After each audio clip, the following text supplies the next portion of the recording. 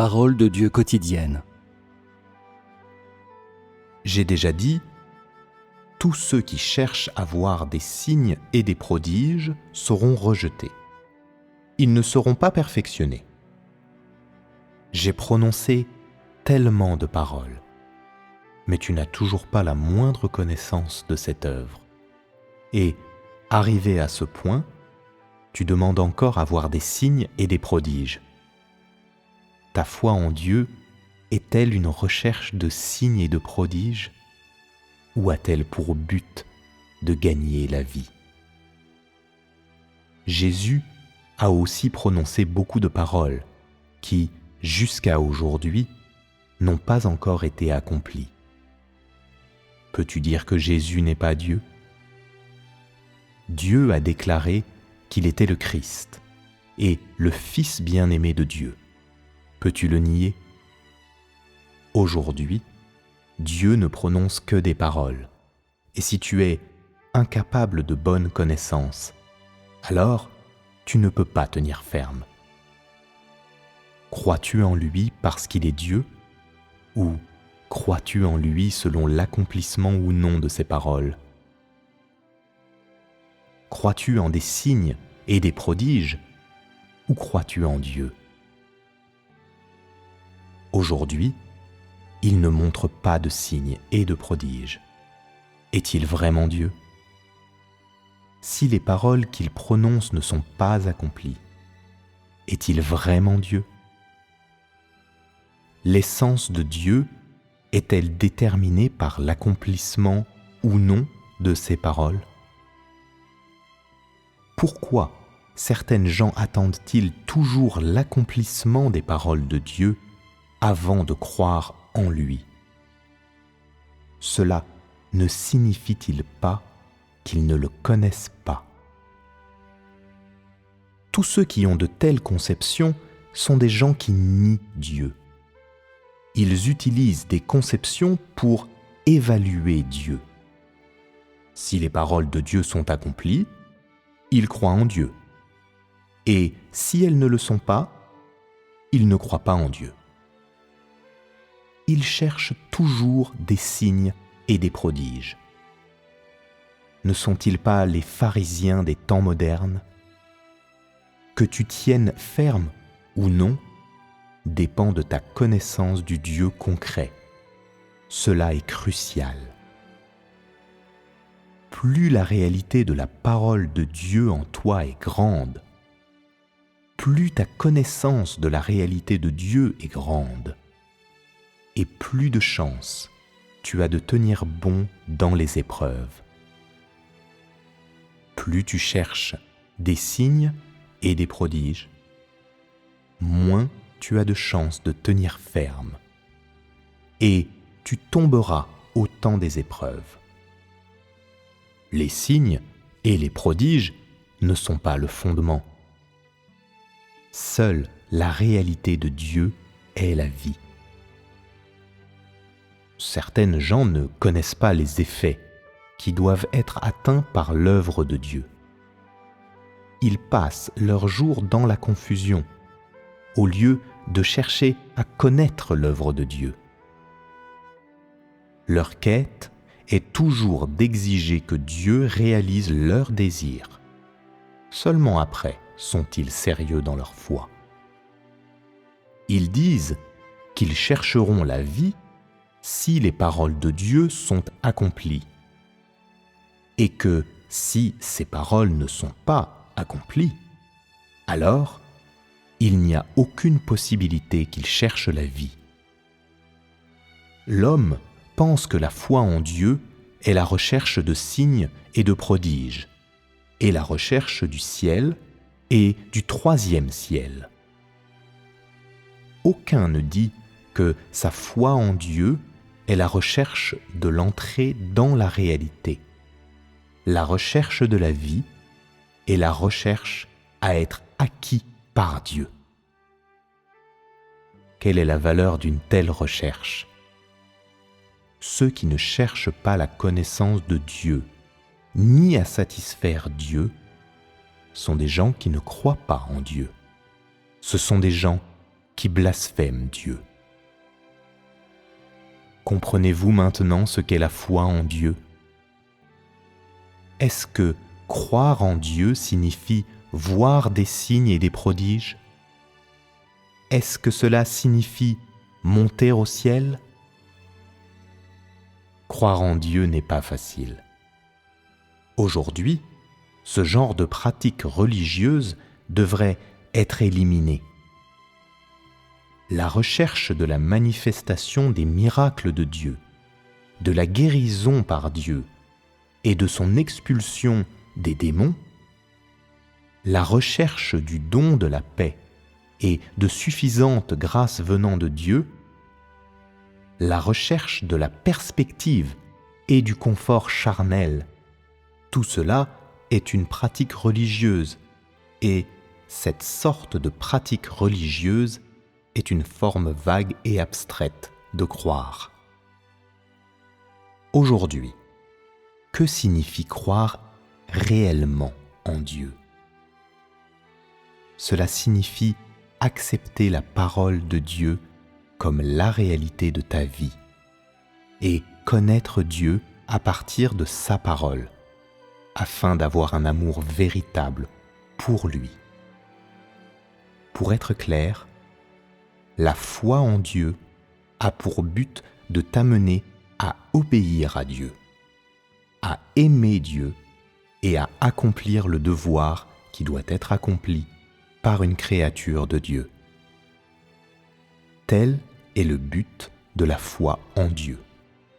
Tu dois avoir une connaissance de la beauté de Dieu, savoir que Dieu est digne de révérence, que Dieu accomplit son œuvre de salut pour ses créatures et les perfectionne. Cela est le minimum que ta foi en Dieu doit posséder. La foi en Dieu est principalement le passage d'une vie dans la chair à une vie d'amour de Dieu, d'une vie au sein de la naturalité à une vie dans l'être de Dieu. C'est de quitter la domination de Satan et de vivre sous la garde et la protection de Dieu. C'est d'être capable d'obéir à Dieu et non à la chair. C'est de permettre à Dieu de gagner ton cœur entier, de permettre à Dieu de te perfectionner et de te libérer du tempérament satanique corrompu.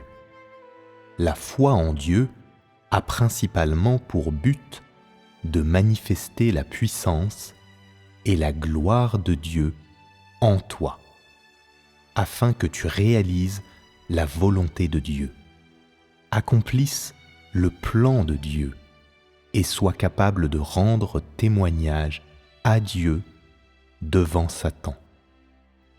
La foi en Dieu ne devrait pas avoir pour but de voir des signes et des prodiges, ni ne devrait être pour le bien de ta chair personnelle. Elle devrait avoir pour but de poursuivre, connaître Dieu, d'obéir à Dieu, et, comme Pierre, de lui obéir jusqu'à la mort. Telle est la foi en Dieu qui mène à la réussite. Manger et boire la parole de Dieu ont pour but de te faire connaître Dieu et de t'aider à satisfaire Dieu. Manger et boire la parole de Dieu te donne une plus grande connaissance de Dieu. Et ensuite, tu peux obéir à Dieu. Tu ne peux aimer Dieu que si tu le connais. Et la réalisation de cet objectif est le seul but que l'homme doit avoir dans sa foi en Dieu. Si, dans ta foi en Dieu, tu cherches toujours à voir des signes et des prodiges, alors le point de vue de ta foi en Dieu est erroné. La foi en Dieu est principalement l'acceptation de la parole de Dieu comme la réalité de la vie. L'accomplissement de l'objectif de Dieu n'est possible qu'en mettant en pratique les paroles qui sortent de la bouche de Dieu et en les réalisant en toi. Dans sa foi en Dieu, l'homme devrait chercher à être perfectionné par Dieu, à se soumettre à Dieu et à obéir totalement à Dieu. Si tu peux obéir à Dieu sans te plaindre, être attentif aux désirs de Dieu, atteindre la stature de Pierre et posséder le style de Pierre, comme Dieu en parle, alors tu auras réussi dans ta foi en Dieu, et cela signifiera que tu as été acquis par Dieu.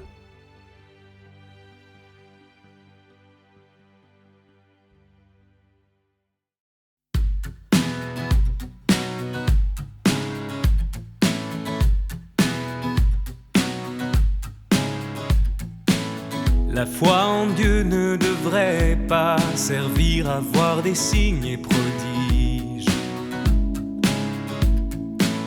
ni le bien de ta chair personnelle, mais à chercher à comprendre Dieu et lui obéir du mieux que tu peux, tout comme Pierre lui obéit jusqu'à la mort.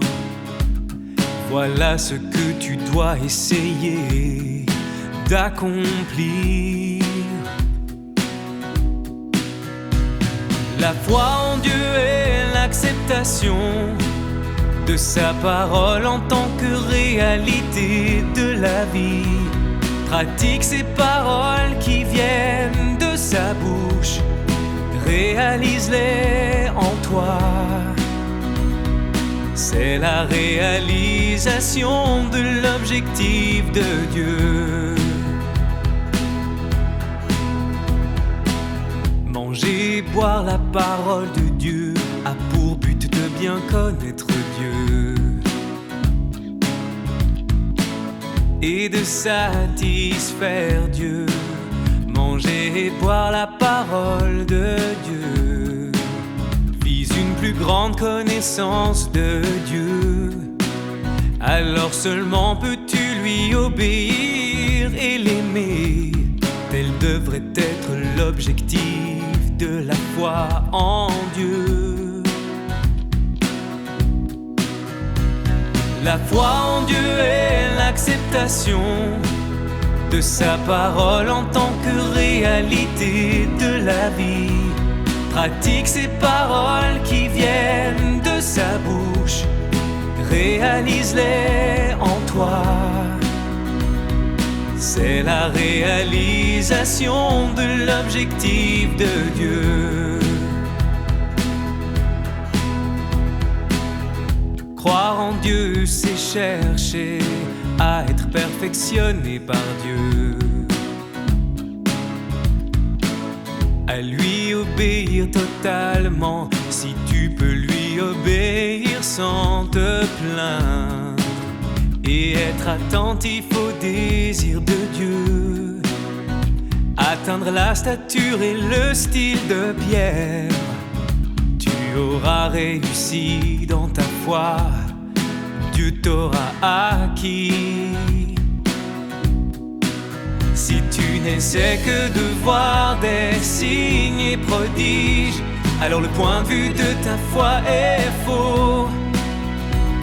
La foi en Dieu est l'acceptation de sa parole en tant que réalité de la vie. Pratique ces paroles qui viennent de sa bouche, réalise-les en toi. C'est la réalisation de l'objectif de Dieu.